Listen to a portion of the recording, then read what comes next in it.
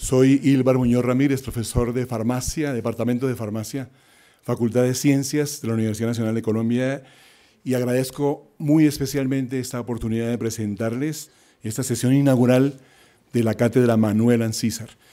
La cátedra empezó en el 1994, es decir, estamos en el 25º aniversario. Invito a la mesa principal a los representantes de las autoridades académicas. Bienvenido, profesor Pablo Abril, el vicerrector general de la Universidad Nacional de Colombia. Bienvenido, profesor Santiago Vargas, coordinador de difusión científica de la Facultad de Ciencias de nuestra universidad. Y también está con nosotros el profesor Jorge Ariel Martínez Ramírez, director del Departamento de Farmacia. Y lo acompaña también la profesora Maritza Rojas, directora de programas curriculares de nuestro Departamento de Farmacia. Le doy la palabra inicialmente para que presente un saludo en nombre de las directivas de la Universidad Nacional al profesor Pablo Abril. Bienvenido, profesor.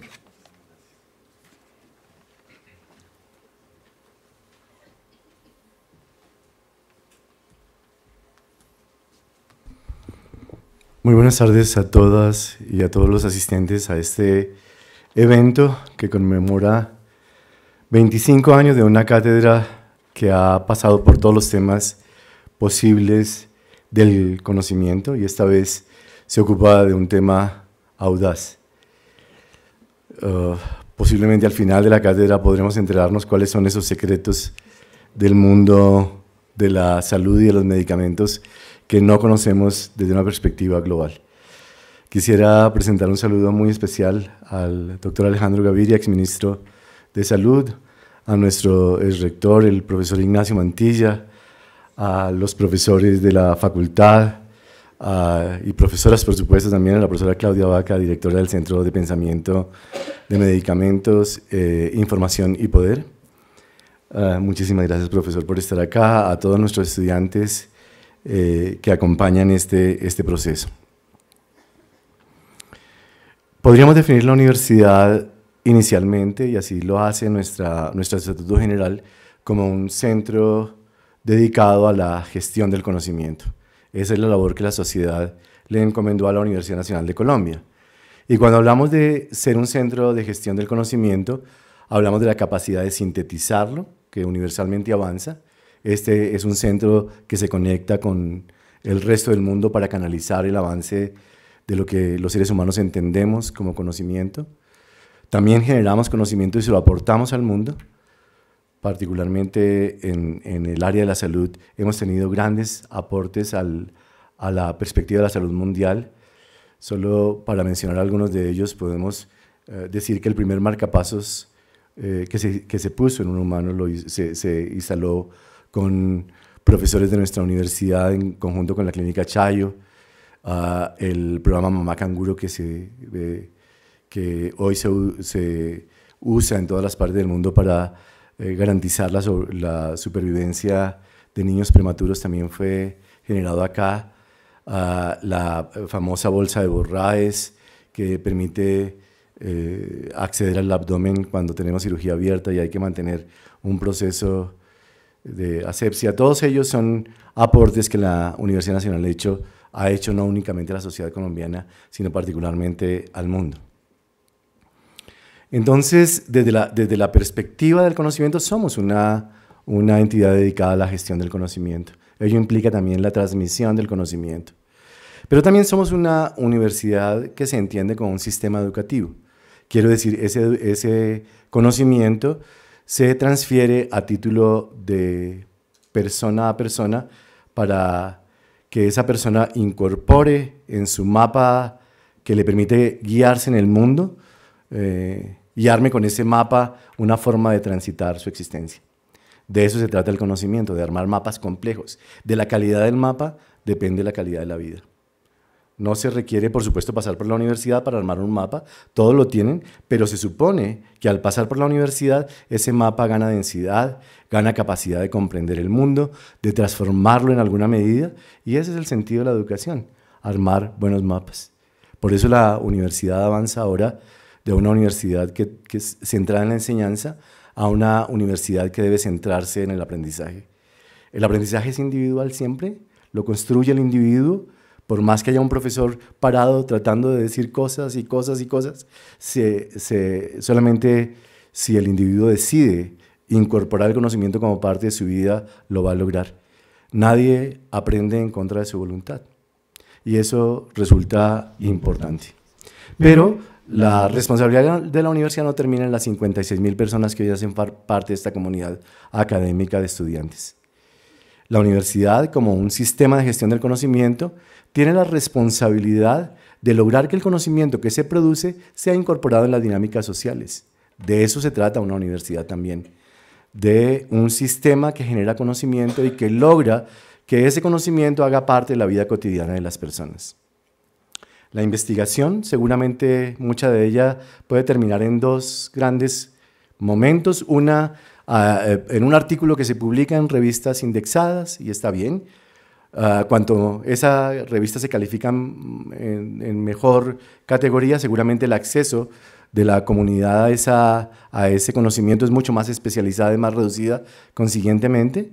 Y la otra manera es lograr que ese conocimiento tenga forma de transferirse a la sociedad en términos de desarrollos tecnológicos o innovativos, buscando transformar desde el conocimiento la sociedad. Esas son dos formas que la investigación nos ayuda a comprender. Ahí no termina la responsabilidad de la Universidad Nacional de Colombia. Seguramente si publicamos un artículo, hay que lograr al mismo tiempo que ese conocimiento sea incorporado en la vida del ciudadano que no tiene acceso siquiera al mundo educativo de la escuela primaria para que afecte su vida de manera cotidiana. Esa responsabilidad también es propia de la Universidad Nacional de Colombia.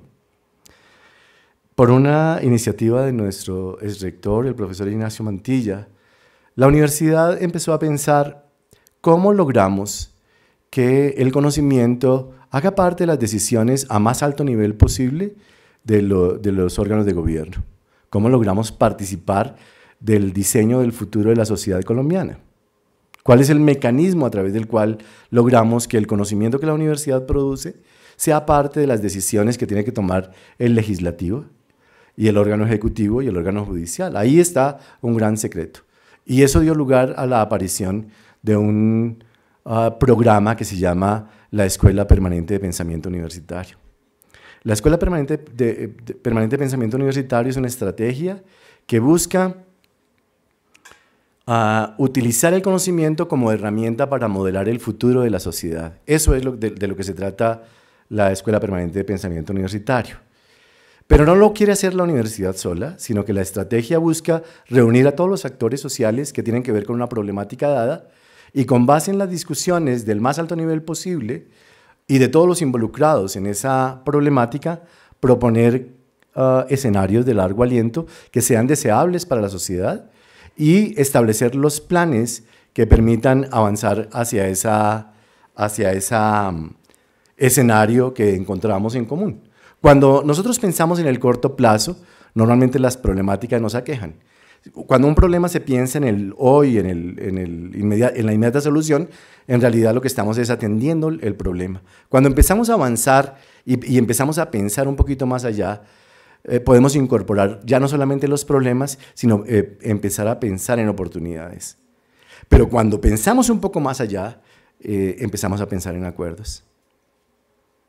Y de eso se trata la política, de buscar acuerdos entre todos los actores de una sociedad para entender en qué mundo quieren habitar. Y lo que nosotros estamos buscando es que el conocimiento haga parte de esos acuerdos. La universidad quiere hacer parte de esos acuerdos. Entonces, estructuramos 4 estrategias para desarrollar la Escuela Permanente de Pensamiento Universitario. El primero de ellos, los centros de pensamiento. Los centros de pensamiento son grupos de actores académicos, actores sociales, actores de la política, que se reúnen para pensar un problema estructural. Hay problemas estructurales que nos van a acompañar por muy largo tiempo y otros que no podremos resolver jamás como humanidad. Y hay unos que podemos plantear soluciones que podemos ayudar a superar. Por ejemplo, uno que es difícil de manejar es la problemática de pobreza extrema. Cómo poder afrontar la pobreza de nuestras poblaciones. O cómo poder afrontar la situación del clima, o de esto que nos afecta a todos como sociedad, o que son de difícil gestión. Seguramente podemos proponer escenarios que nos ayuden a gestionar la problemática, pero la vamos a ir gestionando para ir mejorando las condiciones o de pobreza o de manejo del medio ambiente para ver cómo afectamos de menor manera el clima. Ese es un tipo de soluciones.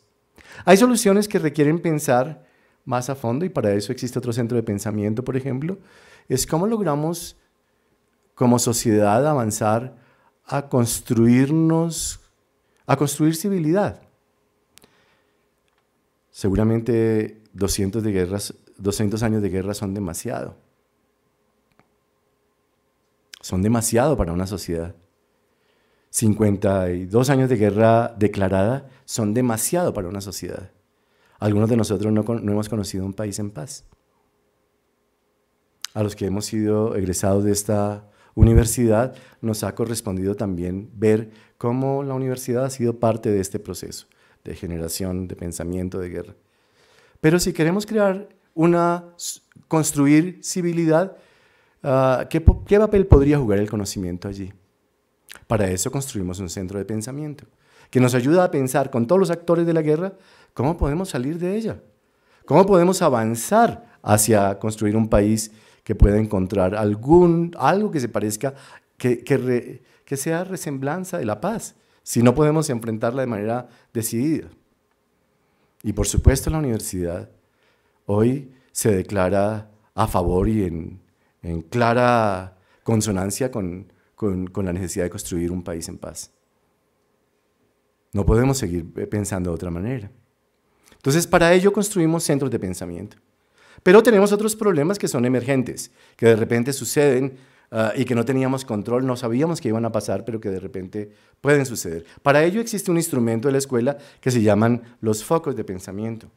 En los focos de pensamiento atendemos problemáticas particulares, Hidroituango, por ejemplo. Sucede y hay que enfrentarlo. Ya hay que ver cómo podemos reunir grupos de expertos, conocimiento que pueda participar de la solución de esa problemática. O que Colombia sea constituido en un país de tránsito de migrantes o de receptor de migrantes. ¿Y cómo podemos atender esa solución? ¿Qué le podemos decir al Estado? ¿Cómo podemos ayudarle al Estado a construir soluciones que puedan enfrentar esas problemáticas que son emergentes? El otro mecanismo es crear observatorios para poder mirar la realidad en términos de política pública y mirar si eso que hemos pensado que puede ser una solución, en realidad la está aportando o no. Y poder ser críticos frente a ella y propositivos para poder presentar soluciones. Esos son los observatorios de política pública, algunos de ellos construidos al interior de la universidad y que nos han venido aportando elementos a esa dinámica. Y finalmente está este instrumento que hoy hacemos conjugar entre la Cátedra Manuel Alcízar y la Escuela Permanente de Pensamiento Universitario, que son las cátedras de política pública. Las cátedras de política pública son escenarios donde ustedes van a participar del debate, en la que varias personas, varios actores sociales presentan su idea de cómo debería avanzar una determinada problemática. En este caso en particular, como la cátedra consolida la profesora Claudia Vaca como directora del Centro de Pensamiento en Medicamentos, Información y Poder, pues tiene que ver con eso. Y ustedes están hoy aquí para pensar cómo podemos avanzar también hacia tener claridad en esa problemática. Una política pública empieza por un problema que es muy complejo. Y es que una postura política inicialmente es una postura de principios. ¿Qué creemos acerca de algo? ¿Cuál es nuestra perspectiva? ¿A qué le damos valor? Eso es lo que hace que tengamos diferentes posturas políticas frente a una problemática. Entonces, lo primero que queremos clarificar es cuáles son, cómo develar qué hay detrás de los enfoques de cada postura que apoyan una determinada forma política. Lo segundo que tenemos que clarificar cuando avanzamos en esa estructura de verdades develadas en las posturas políticas, de los principios que respalda cada postura política. Algunas posturas políticas pueden respaldar, por ejemplo, el capitalismo como una forma natural de la construcción social. Otras pueden respaldar un social capitalismo como otra forma de construcción social. Otras podrán respaldar cualquier otra estructura política que está detrás de esas posturas. Y cuando las clarificamos y las confrontamos, podemos saber con cuál de ellas podemos alinearnos. Pero sobre todo, si pensamos en el largo plazo, ¿cómo podemos alinear diferentes posturas políticas para encontrar escenarios compartidos hacia los cuales podamos trabajar? Ese es el gran problema, generar consensos alrededor de posturas diversas. Pero ahí está el gran secreto de construir un nuevo país y de construir civilidad y poder posiblemente pensar en paz. Y es la capacidad, desde el conocimiento, de entender que no somos iguales, que tenemos posturas frente a las situaciones, frente a las problemáticas diversas, que nuestra estructura de pensamiento y nuestra estructura política puede ser diversa, y que eso no significa necesariamente tener que sacrificar al que está al frente porque tiene una política diferente. Simplemente que el gran reto es cómo podemos, aún en la diversidad, construir escenarios que todos podamos compartir. Ese es el reto de esta cátedra, así que damos la bienvenida a todos ustedes para que este centro de pensamiento pueda hoy dirigir de manera orgullosa un debate académico profundo alrededor de cómo se maneja el tema de medicamentos. Tenemos otro centro de pensamiento en derecho a la salud, por ejemplo. Recuerdan ustedes que una de las grandes áreas de la universidad es nuestra área de salud, y ahí tenemos hospital universitario, salud estudiantil, Unisalud. Tenemos acción, pero también tenemos propuesta de política de cómo debería ser el manejo de la salud en Colombia. Y cuál debería ser el papel allí de los medicamentos. Sin más, démosle un saludo muy especial a la cátedra y una bienvenida particular a todos los que van a ser conferencistas de este gran escenario. Muchísimas gracias y bienvenidos.